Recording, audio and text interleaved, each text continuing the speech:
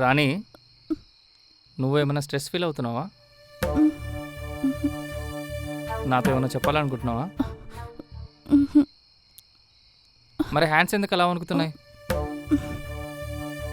నువ్వు కూడా నాతో పాటు వచ్చి తినొచ్చుగా. నిన్నే అడిగేది.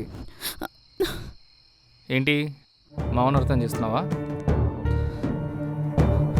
వచ్చిన దగ్గర నుంచి చూస్తున్నా, అసలు నువ్వేం మాట్లాడట్లేదు.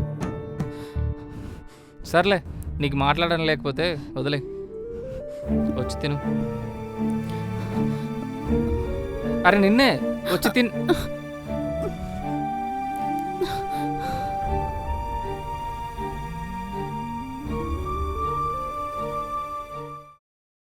అరే లాస్ట్ సిప్పు బైక్ సర్వీసింగ్ ఇచ్చి అనవసరంగా నీ దగ్గర బుక్ అయ్యాను రా.